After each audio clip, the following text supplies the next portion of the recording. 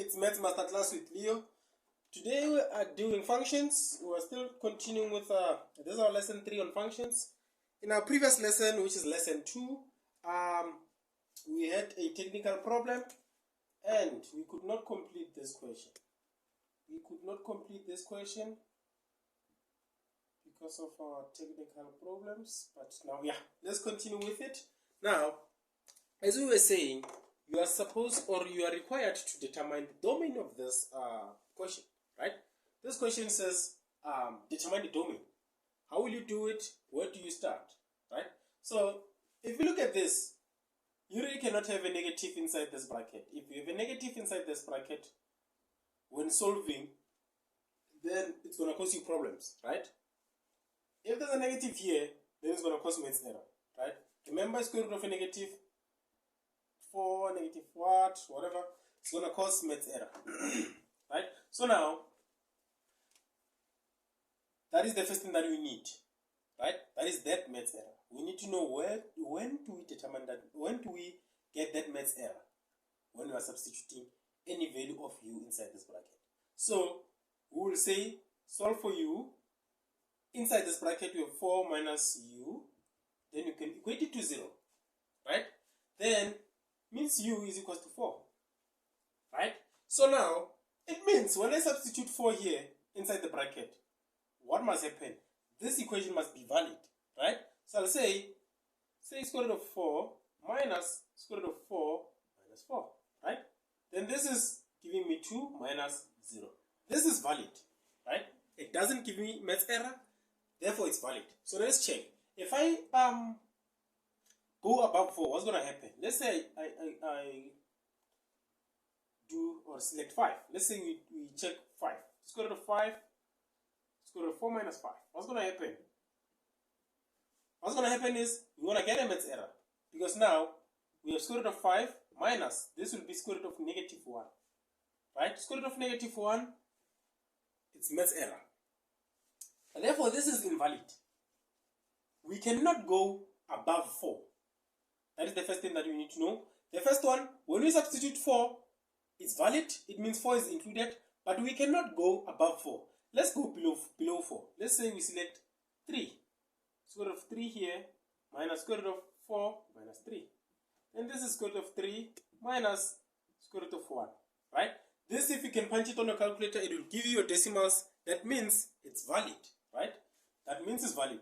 Let's try to select a negative now. Right? Let's try to select a negative. See what's going to happen. Let's say now we're selecting negative. Let's say negative 1. Right? Then we'll say square root of negative 1 minus square root of 4 minus into minus 1.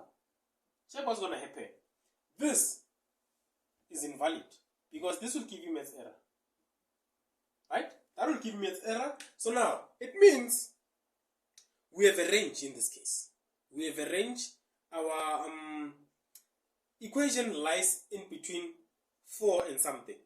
Check. Let's say we select 0. Let's say we go to 0. Say we select 0, square root of 0, right? Minus square root of what? Square root of 4 minus 0. Then therefore, this is valid because it will be 2 or negative 2, right? So it means our graph or our equation will lie in between 0 and 4. Our equation will lie in between 0 and 4. So 0 less than equal to u less than equal to 4.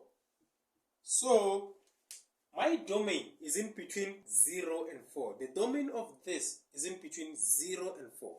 Right? Hope that makes sense. Let's try to get one more question.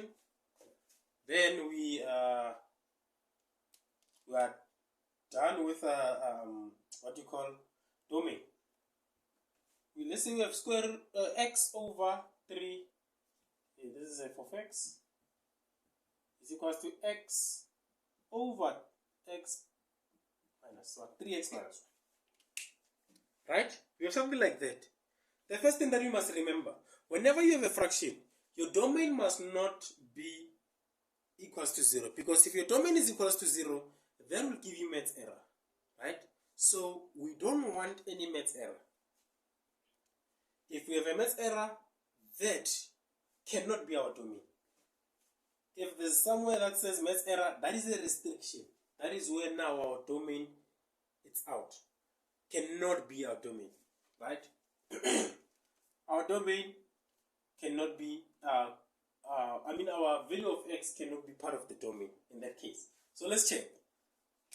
If I want to determine values that will give me 0, I must say 3x minus 1 is equal to 0, right?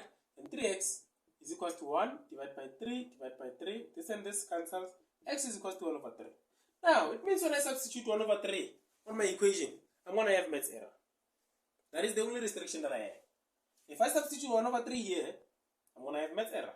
So, my value of x cannot be 1 over 3. Because if it's 1 over 3, we don't have a domain there. We have a restriction. Right? So, it means this is the only problem that I have. When this is the only problem that I have, I can write like this. X, then x cannot be 1 over 3, right?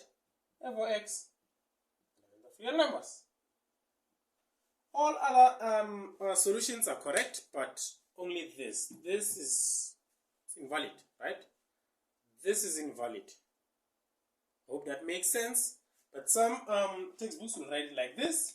X, then they'll say x is the element of real numbers. Then say 1 over 3,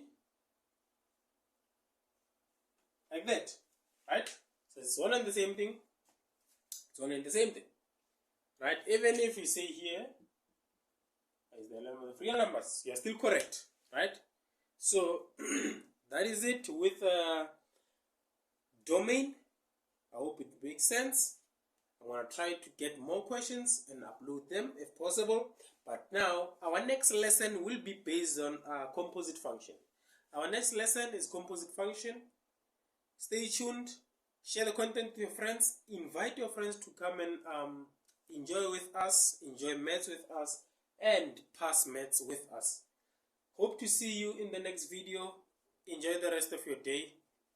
Danko!